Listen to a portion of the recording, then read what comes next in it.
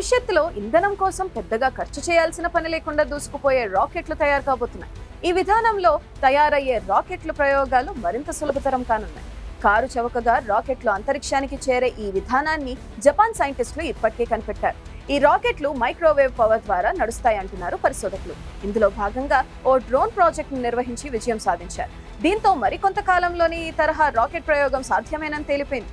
నిజానికి ఓ రాకెట్ బరువులో 90% అది నడిచేందుకు ఉపయోగించే శిలాజ ఇంధనమే ఆక్రమించుకుంటుంది. పైగా అది మండటానికి లిక్విడ్ ఆక్సిజన్ కూడా అవసరంగా ఉంటుంది. అది కూడా బరువైన పదార్థమే. అయితే వీటన్నిటిని మోయడానికి భూమి ఆకర్షణ నుంచి విడిపోయేందుకు శక్తివంతమైన థ్రస్ట్ అవసరం. అందుకు అధిక మొత్తంలో ఇంధనం ఉపయోగించాల్సి ఉంటుంది. అసలు ఇంధనమే లేకుండా రాకెట్ ను ఊహించండి, ఎంతో తేలికగా ఉంటుంది. దాన్ని అంతరిక్షానికి పంపించడం తేలికగా జరిగిపోతుంది. భూమిపై నుంచి రాకెట్ అంతరిక్షం చేరుకునే దాకా గ్రౌండ్ స్టేషన్ నుంచి వైర్లెస్ గా మైక్రోవేవ్ పవర్ సరఫరా నిరంతరంగా అందుతూ ఉంటుంది. దీని ద్వారా రాకెట్ నింగిలోకి దూసుకుపోయే థ్రస్ట్ పవర్ ను సాధిస్తుంది. అంటే ఇకపై రాకెట్ లో ఇంధనం కోసం ఇంధనాన్ని ఉపయోగించడం ఉండదన్నమాట. అలాంటప్పుడు ఇంధనానికి ఇంధన బరువును మోయడానికి అయ్యే ఖర్చు మిగిలినట్టే అంటున్నారు జపాన్ పరిశోధకులు.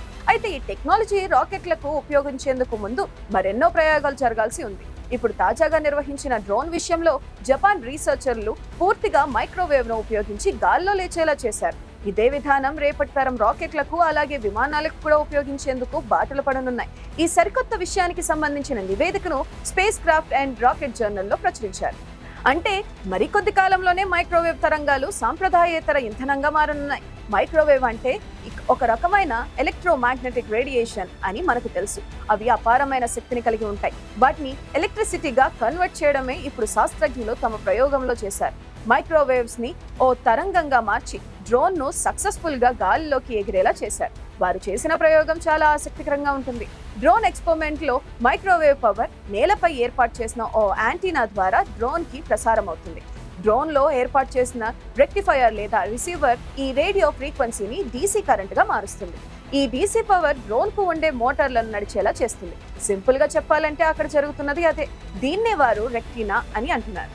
జపాన్ లోని యూనివర్సిటీ ఆఫ్ సుకుబా పరిశోధకులు ఈ విప్లవాత్మక టెక్నాలజీని కనుగొన్నారు. అయితే ఓ రాకెట్ అంతరిక్షంలోకి చేరాలంటే భూమిపై ఉండే వాతావరణాన్ని దాటుకుని కార్బన్ పాయింట్ కు చేరాలి. అది ఓ 100 కిలోమీటర్ల ఎత్తులో ఉంటుంది. అక్కడ భారరహిత స్థితి ఉంటుంది. అక్కడ భూమి ఆకర్షణ శక్తి ఛాయలు ఉండవు. మరి అంతెత్తుకు చేరాలంటే మొదట భూమిపై అతిపెద్ద ట్రస్టర్ ఎనర్జీ కావాలి. ఖచ్చితమైన మైక్రోవేవ్ బీమ్ అవసరం అవుతుంది. భూమిపై ఏర్పాటు చేసిన మరిన్ని మైక్రోవేవ్ సోర్స్ ద్వారా రాకెట్ యాంటీనాకు ఎనర్జీ సరఫరా జరగాల్సి ఉంటుంది. అందుకు గ్రౌండ్ స్టేషన్ లో అతిపెద్ద మైక్రోవేవ్ స్టేషన్లు నిర్మించాల్సి ఉంటుంది. దానికి అవసరమయ్యే టెక్నికల్ సవాళ్లు మామూలుగా ఉండవు. అవన్నీ ఎదుర్కొనేందుకు భారీగా ఖర్చు కూడా చేయాల్సి ఉంటుంది. మరి అంతెత్తున ఉండే రాకెట్ పైకి ఎగరాలంటే పెద్ద స్థాయిలో కరెంట్ అవసరం ఉంటుంది. అంటే మెగావాట్ల కరెంటు శక్తిని ఇందుకు వినియోగించాల్సి ఉంటుంది. అందుకు అవసరమైతే న్యూక్లియర్ ఫ్యూజన్ పవర్ ప్లాంట్ ఎలాంటిది ఏర్పాటు చేయాల్సిన అవసరం రావచ్చు. అయితే ఫ్యూజన్ పవర్ ప్లాంట్ ఏర్పాటు చేయడం అన్నది మామూలు విషయం కాదు. కానీ ఒకసారి అంత ఖర్చుకు కూడా వెనకాడకుండా ఏర్పాటు చేయడం జరిగితే ఆపై రాకెట్ ప్రయోగాల ఖర్చు నేలకు దిగుతుంది. చాలా చౌకగా రాకెట్ ట్రాన్స్పోర్టింగ్ జరిగిపోతుంది. ఎక్కడా ప్రమాదాలు జరగవు. రాకెట్ ప్రయోగాలు కేక్ వాక్ గా మారిపోతాయి. ఇప్పుడున్న టెక్నాలజీలతో ఖర్చు ఎక్కువగా జరుగుతుంది. అయితే భవిష్యత్తులో ఇది తగ్గిపోతుందని శాస్త్రజ్ఞులు చెబుతున్నారు. మైక్రోవేవ్ తరంగాలను ఇంధనంగా మార్చుకోగలిగితే ట్రాన్స్పోర్టింగ్ రంగంలో విప్లవాత్మక మార్పులు జరుగుతాయి. ఈ తరహా ఇంధనంతో విమానాలు కూడా నడుస్తాయి. రెక్కల్లో ఇంధనం నింపుకుని అంత బరువును మోసేందుకు మరింత ఇంధనం ఉపయోగించాల్సిన అవసరం ఉండదు. నిజానికి ఇంతింత ఇంధనాన్ని నింపుకుని నడిచే విమానాలు ఎప్పుడూ టైం బాంబులుగానే నిపుణులు చెబుతుంటారు. అందుకే ఎక్కడైనా సాంకేతిక లోపం ఏర్పడితే ప్రమాద తీవ్రత తగ్గించేందుకు విమానంలోని ఇంధనాన్ని పారబోస్తారు. జపాన్ శాస్త్రవేత్తల కృషి ఫలించి ఈ టెక్నాలజీ అందుబాటులోకి వస్తే ఇకపై అవి ఎంత దూరమైనా నిరాటంకంగా భూమిపై నుంచి వైర్లెస్ గా అంతే మైక్రోవేవ్ భీముతో నడిచే అవకాశం ఉంటుంది.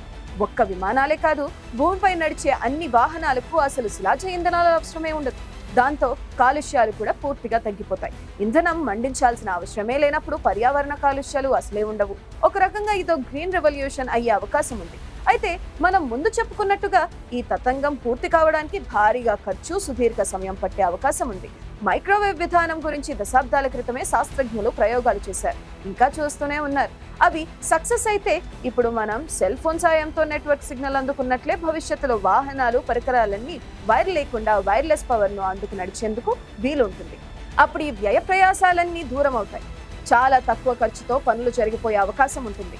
ఐన్స్టీన్ సమకాలీనుడైన ప్రఖ్యాత శాస్త్రవేత్త నికోలా టెస్లా మహాశయుడు ఈ విధానానికి శ్రీకారం చుట్టారు. వైరు లేకుండా కరెంట్ సరఫరా చేసేందుకు ప్రతిపాదించారు.